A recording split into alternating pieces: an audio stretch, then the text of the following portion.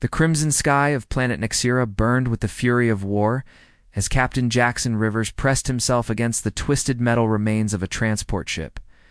Laser fires screamed overhead, painting deadly streaks of blue and red across the smoky battlefield.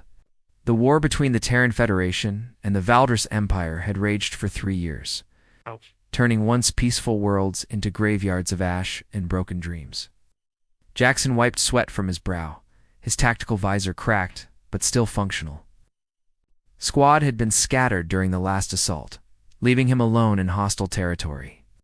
The silence that followed the last explosion felt heavier than the chaos that came before it. He checked his pulse rifle, counted his remaining energy cells, and prepared to move toward the extraction point. That's when he heard it. Soft whimper, barely audible above the crackling of nearby fires. Every instinct screamed at him to keep moving, to prioritize his own survival. But something in that sound, vulnerable and afraid, made him pause. Against his better judgment, Jackson crept toward the source of the noise. Behind a collapsed pillar of crystalline rock, he found her.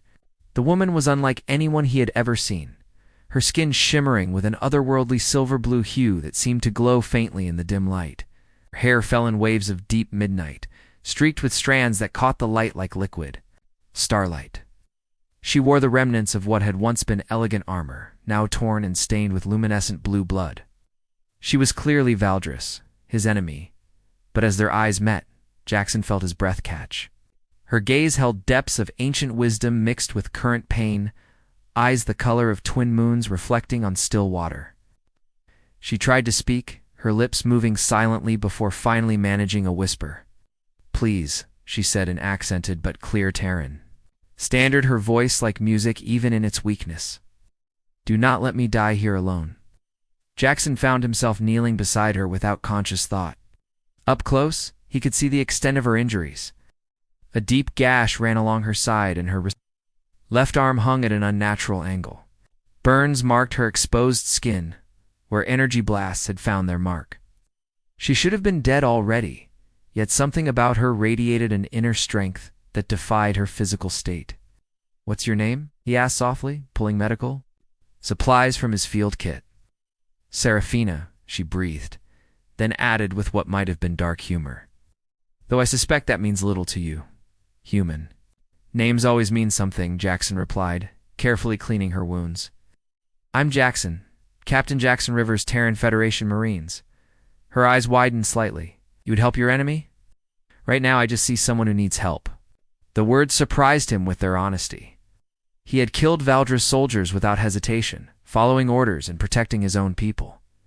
But this felt different. She felt different. As he worked, applying healing compounds and setting her broken arm with field splints, Serafina studied his face with an intensity that made his heart race. Her fingers, when they accidentally brushed his during the treatment, sent electric jolts through his system that had nothing to do with alien physiology. "You're not what I expected from Terran military," she said, as he helped her sit up against the pillar. Her color was returning, that strange luminescence growing stronger as his medical treatment took effect. "What did you expect? Brutality?" "Hatred, the same savage nature your propaganda claims we possess." She tilted her head, studying him with those mesmerizing eyes. "But you have gentle hands, Captain Rivers, and kind eyes." Jackson felt heat rise in his cheeks. "Don't mistake tactical advantage for kindness. Keeping you alive might be useful for intelligence gathering." Seraphine's lips curved in the first genuine smile he had seen from her. "Ah, so you maintain your professional facade." "Of you." She reached up with her good hand and touched his cheek, her skin cool and impossibly soft. "But I can see the truth in your eyes. You saved me because your heart demanded it." Before he could respond, the distant rumble of approaching vehicles made them both freeze. Jackson's scanner showed multiple contacts moving in their direction. Valdris patrol ships, likely searching for survivors or investigating the battle site. "Can you move?"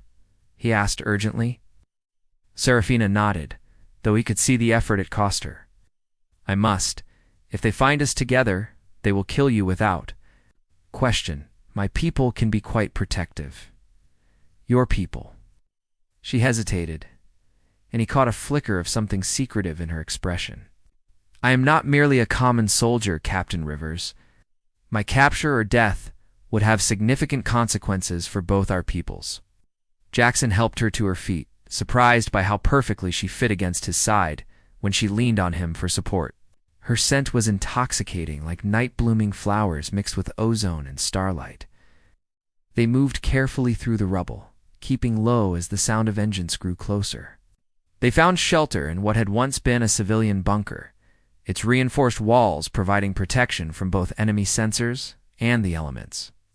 Inside, emergency lighting cast dancing shadows across the curved walls.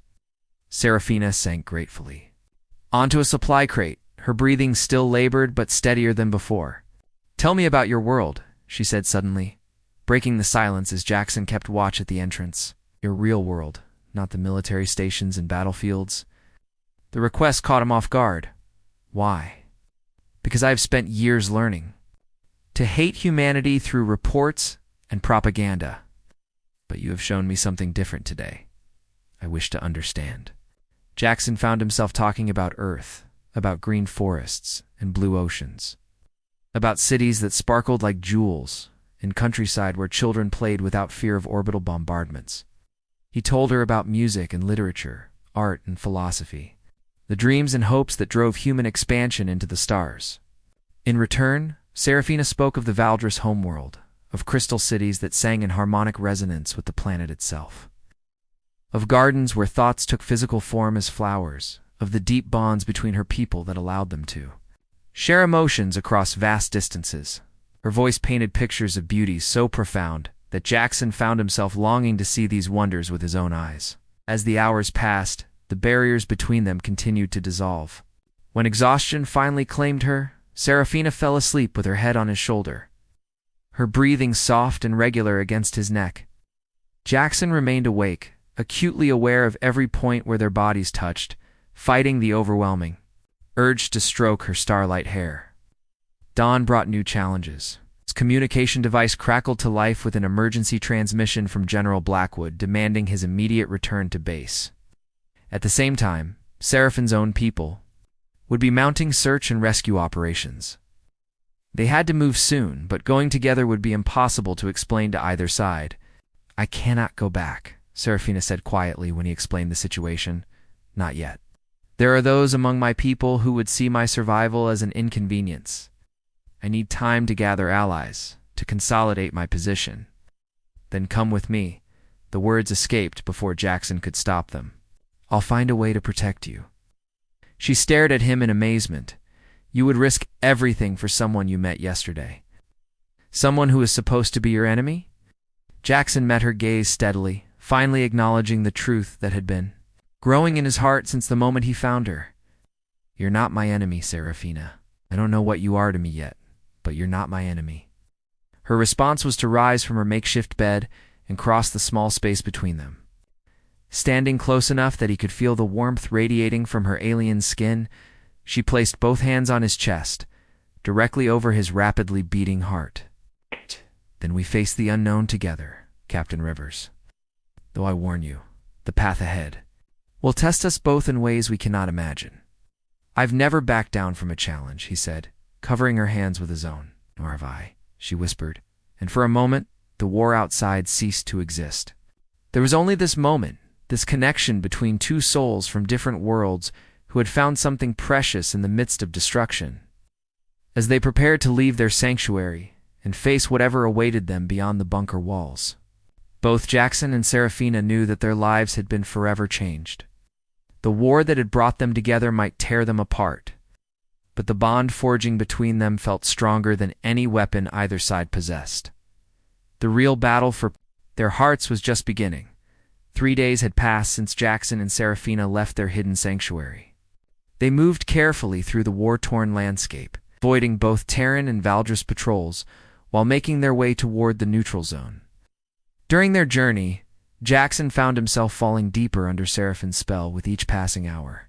She was unlike anyone he had ever known. Her laughter was like crystal chimes in a gentle breeze, and when she smiled, her entire being seemed to radiate pure light.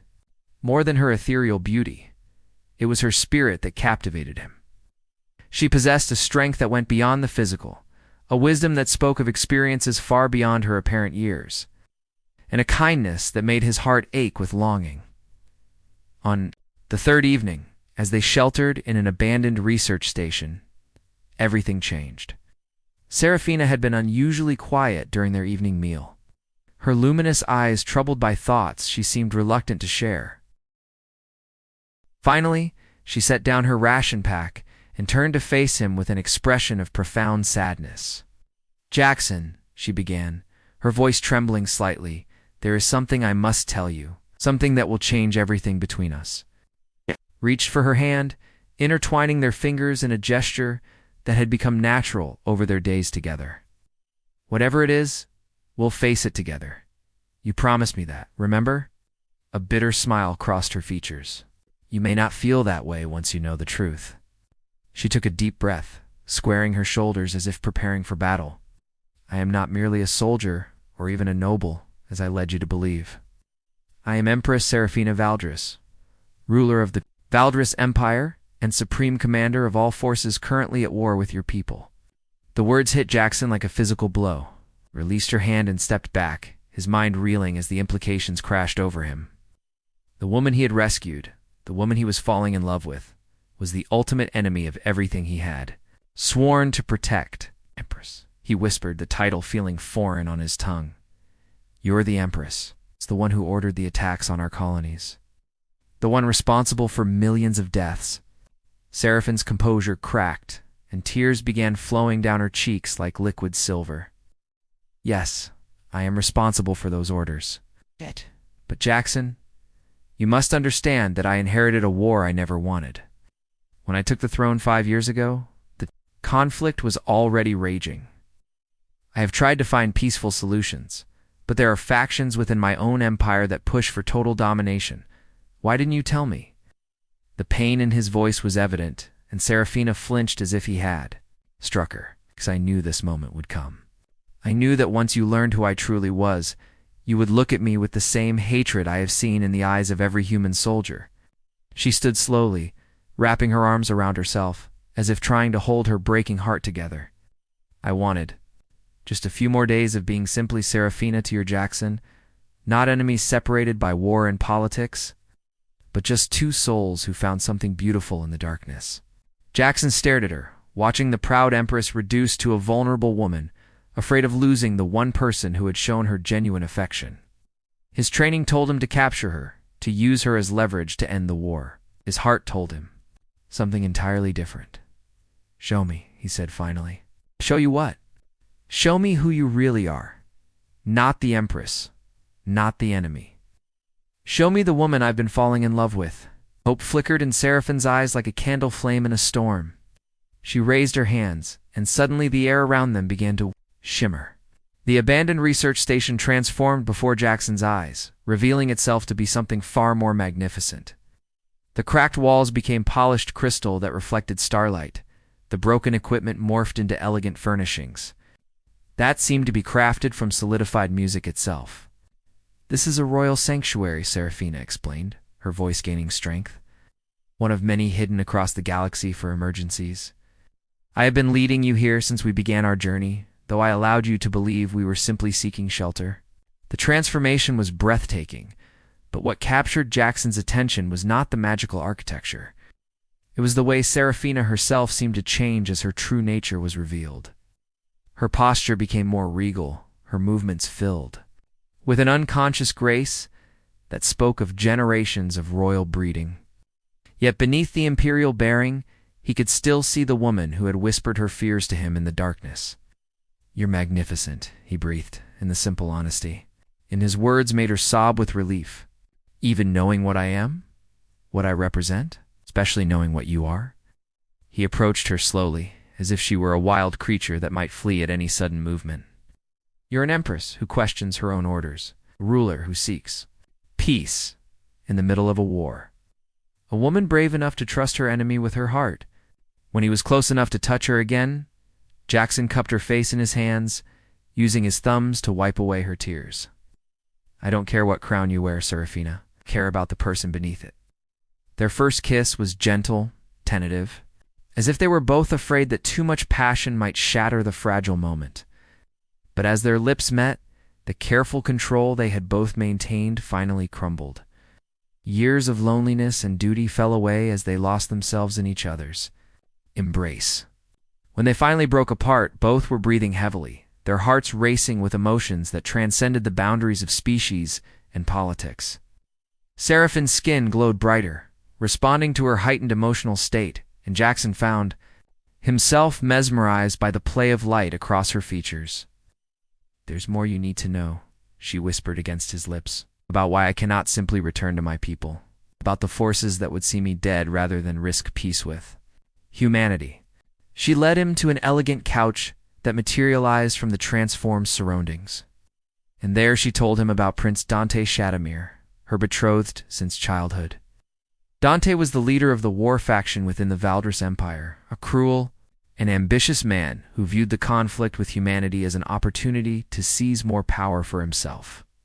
"Our marriage was arranged to unite two powerful houses," Serafina explained, her voice heavy with resignation. "But Dante cares nothing for me beyond what I represent politically. He has been using our engagement to legitimize his increasingly aggressive military campaigns. If I return to face him now, without having secured a significant victory, he will use my absence as evidence of weakness and move to have me declared unfit to rule. Then we don't let that happen," Jackson said firmly. "We find another way." "What other way could there be?" "I am bound by laws older than your entire civilization. If I break the engagement without cause, I forfeit my claim to the throne." Empire would fall into civil war. Jackson was quiet for a long moment, his tactical mind working through possibilities. Finally, he spoke with the confidence of a man who had never accepted defeat. "Then we give you a cause. We find proof of Dante's treachery, evidence that he has acted against the best interests of the Empire." "That would be grounds for dissolving the engagement, wouldn't it?" Serafina stared at him in amazement. "Would help me fight my own people, risk everything to help me claim a throne that makes me your enemy." "You're not my enemy," he said, pulling her closer. "You're the woman I love. If becoming your partner means changing the fate of two civilizations, then that's what I'll do." Their second kiss was filled with desperate passion, the knowledge that they were planning to challenge forces far greater than themselves, only intensifying their need for each other. As they held each other in the crystalline sanctuary, both knew that the easy part of their journey was over. The next morning brought unwelcome visitors. Commander Zephyr Nightfall, Seraphine's personal guard and childhood friend, arrived with a small fleet of ships, tall and imposing with skin like polished obsidian and eyes that burned like golden stars. Zephyr had been searching for his empress since her disappearance. "Your Majesty," he said, his voice filled with relief and barely controlled anger as he entered the sanctuary. "Prince Dante has been spreading rumors of your death. He claims you died heroically in battle and that your body was recovered by enemy forces. He is using your supposed martyrdom to rally support for a final assault on Earth itself." Seraphine's expression hardened with imperial fury. "The arrogant fool. He seeks to use my supposed death to justify genocide." "There's more, Majesty. He has accelerated the timeline for your wedding ceremony. If you do not return within 7 days to prove you live, he will hold a memorial service that doubles as his coronation.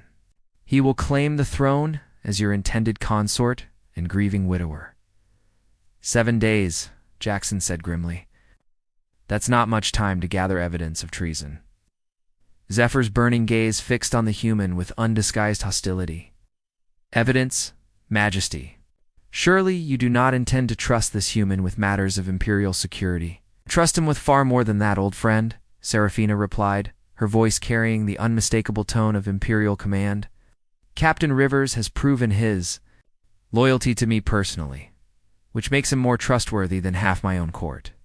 But Majesty, he is the enemy. To involve him in our internal affairs will be exactly what we need to succeed," Serafina interrupted. "Jackson knows human military tactics and psychology. We are to expose Dante's treachery. We will need someone who understands both sides of this conflict."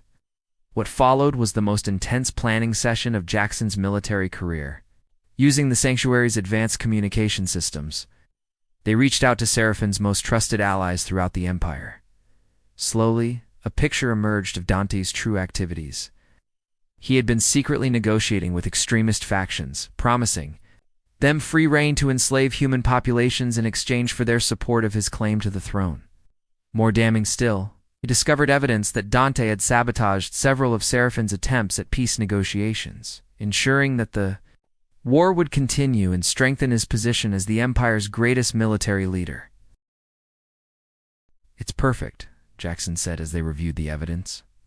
"He's been committing treason against his own people while claiming to be their greatest patriot. This should be more than enough to break your engagement and discredit his claim to the throne." "Should be," Serafina agreed, though her expression remained troubled. "But Dante is cunning. He will not go down without a fight, and he commands significant military forces. Even with this evidence, removing him will require careful maneuvering." "Then we'd better get started," Jackson said, checking his weapons and preparing for the journey ahead. "We have an empire to save." As they prepared to leave the sanctuary and return to the heart of the Valdris Empire, Serafina took Jackson's hand. "One last time. Once we begin this path, there will be no turning back," she warned. "You will be marked as a traitor by your own people and hunted as an enemy by mine. Are you certain this is what you want?" Jackson's answer came without hesitation. "I've never been more certain of anything in my life. Whatever happens, we face it together." The crystalline sanctuary began to fade around them as they boarded Zephyr's ship, returning to its disguised appearance as a ruined research station. But the magic of what they had shared there, the love they had discovered, and the alliance they had forged would endure whatever trials awaited them in the imperial capital. The final confrontation with Prince Dante was approaching. And with it, the chance to reshape the destiny of two civilizations through the power of love that knew no boundaries. The imperial palace of the Valdris Empire rose from the crystal plains. Like a living constellation, its spires reaching toward the three moons that bathed the homeworld in ethereal light. As their ship approached the magnificent structure, Jackson felt the weight of history pressing down upon him.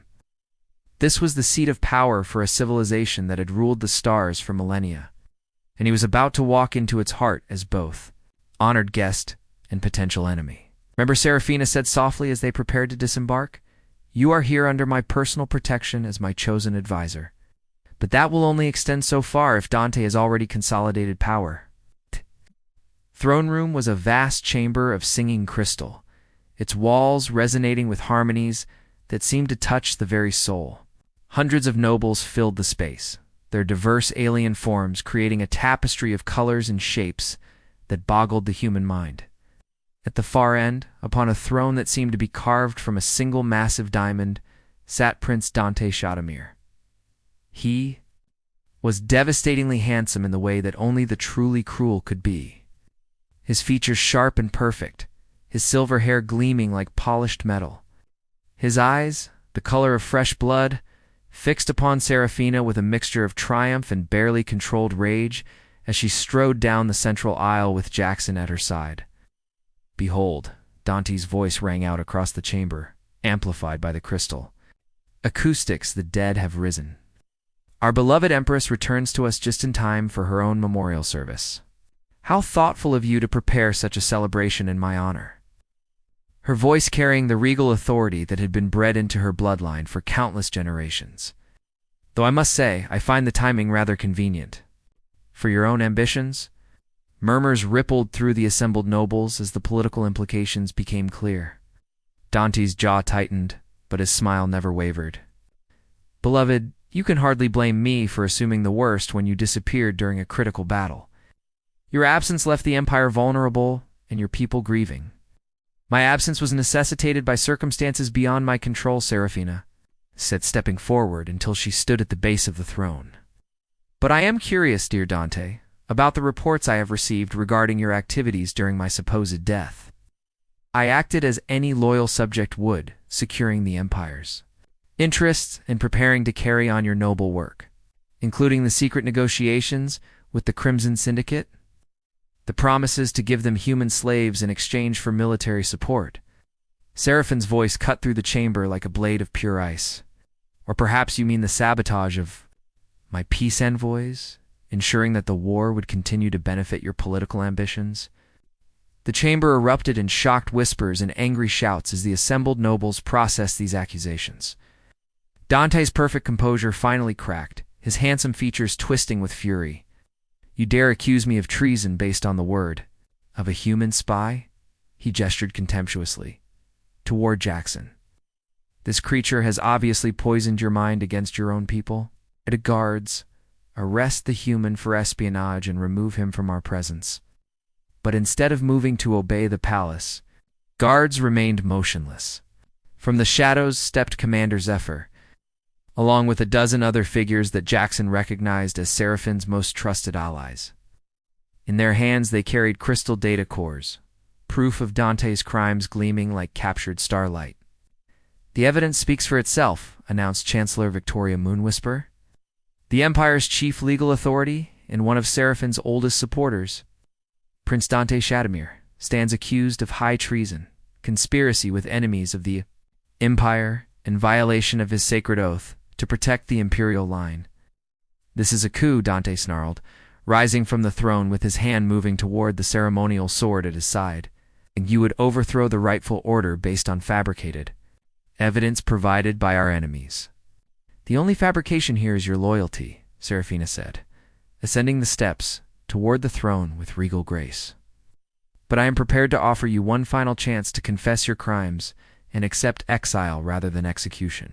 Dante's response was to draw his sword, the crystalline blade humming with deadly energy. "I will not be cast aside by a weak empress who would rather make peace with vermin than claim her rightful dominion over the galaxy." The duel that followed was a thing of terrible beauty. Serafina moved like liquid starlight, her own blade, appearing in her hand as if conjured from pure will. The two weapons clashed with sounds like singing crystal and breaking hearts, their wielders dancing across the raised dais in a deadly ballet that held the entire chamber spellbound. But Dante's rage made him reckless, and Seraphine's years of training with the greatest masters in the Empire had not been wasted. As he overextended in a particularly vicious attack, she slipped inside his guard and placed the point of her blade against his throat. "Yield," she commanded, her voice carrying the absolute authority of the crown. Never Dante spat, and instead of surrendering, he triggered a hidden device on his belt. Suddenly, the chamber filled with armed soldiers wearing the black armor of the Crimson Syndicate, their weapons trained on Serafina and her supporters. "Did you really think I would come here unprepared?" Dante laughed, pushing her blade aside. With contemptuous ease, "I have allies throughout the Empire, and they have been positioned to ensure my victory, regardless of your pathetic evidence." The battle that erupted was chaos incarnate. Noble fought against noble, the ancient harmonies of the crystal chamber replaced by the harsh discord of violence. Jackson found himself at the center of the storm, his human weapons and tactics proving surprisingly effective against enemies who had underestimated both his capabilities and his determination. But it was what happened next that would be remembered in the annals of history for millennia to come. As the fighting reached its peak, with Dante's forces seemingly on the verge of victory, Jackson made a desperate choice. Spotting a group of Syndicate soldiers moving to flank Seraphine's position, he threw himself directly into their path, using his own body as a shield to protect the woman he loved. The energy blasts that struck him should have been instantly fatal. But something extraordinary occurred. As Jackson fell, his blood began to glow with the same inner light that marked Seraphine's skin. Where his blood touched the crystal floor, new harmonies began to sing. Harmonies that resonated not with violence and discord, but with love and unity. "Impossible," whispered Chancellor Moonwhisper, staring at the phenomenon with wonder-filled eyes. "The crystals are responding to human essence. The prophecies spoke of this, but we thought them mere legend." The ancient prophecies of the Valdris spoke of a time when two species would unite not through conquest, but through love. When the very foundations of their worlds would sing in harmony to celebrate the joining of hearts across the void. As Jackson's blood continued to interact with the living crystal of the palace, the harmonies grew stronger, more beautiful, until even the most hardened warriors found themselves laying down their weapons in wonder. Serafina knelt beside Jackson's fallen form, her tears falling like liquid diamonds onto his still chest. "You cannot leave me," she whispered, her hands glowing with healing energy as she fought to save his life. "Not when we have just found each other. Not when we have so much left to build together." The healing energy that flowed from her was unlike anything she had ever channeled before. Powered not just by her imperial bloodline, but by the depth of her love for this brave human who had given everything for her. As her power touched him, Jackson's wounds began to close, his breathing growing stronger as life returned to his battered body. When his eyes opened and met hers, the entire chamber burst into spontaneous song, the crystals themselves celebrating the miracle they had witnessed. Even Dante, defeated and disgraced, could only stare in awe at the power of love that had transformed hatred into harmony. 1 year later, the wedding ceremony that united Empress Serafina Valdres to Captain Jackson Rivers took place on neutral ground, with representatives from both the Valdres Empire and the Terran Federation in attendance. The ceremony itself was a beautiful blend of human and alien traditions, symbolizing the new era of cooperation that their love had made possible. Dr. Victoria Hayes, who had become Jackson's closest friend during the peace negotiations, served as his best woman, while Commander Zephyr stood as Seraphine's honor guard. The vows they exchanged were written in both human languages and Valdres harmonics, creating a symphony of promises that seemed to make the very stars shine brighter. "I take you as my partner in all things," Jackson said, his voice strong and clear as he looked into Seraphine's radiant eyes. "In peace and in conflict, in joy and in sorrow, in this life and whatever comes after, my heart belongs to you, now and always." "I choose you above crown and empire," Serafina replied, her own voice filled with the music of absolute certainty. "I choose love over duty, hope over fear. In the future, we will build together over the past that sought to divide us. You are my heart, my soul, my equal in all things." When they kissed to seal their union, every crystal structure within 1,000 light years began to sing in perfect harmony, a cosmic symphony that could be heard throughout the galaxy. It was said that even the most bitter enemies paused their fighting to listen to that impossible music, reminded that love truly could conquer all. 10 years after their wedding, Emperor Jackson and Empress Serafina ruled over a golden age of peace and prosperity. The Terran-Valdres alliance had become a model for interspecies cooperation, with human ingenuity and alien wisdom combining to solve problems that had seemed insurmountable.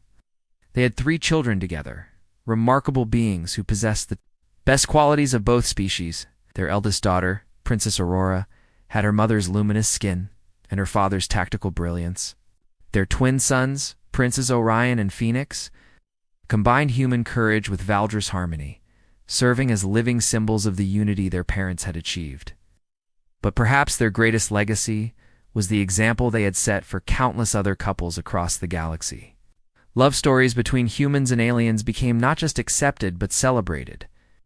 As more and more beings realized that the heart recognized no boundaries of species or star system, on quiet evenings, when the demands of empire allowed them a moment of peace, Jackson and Serafina would stand together on the palace balcony, looking out at the stars that no longer divided their peoples but connected them in an endless web of possibility. "Do you ever regret it?" Serafina would ask, though she already knew the answer. "Giving up your human life to become part of mine?" "Never," Jackson would always reply, pulling her close and marveling at how perfectly she still fit in his arms after all these years. "I didn't give up my life, my love. I found it. I found it the moment I chose to save a wounded stranger who turned out to be my destiny." Here in the crystal chambers of the palace, their love continued to sing its eternal song, a reminder to all who heard it that the greatest victories were not won through war or conquest, but through the simple revolutionary act of choosing love over fear.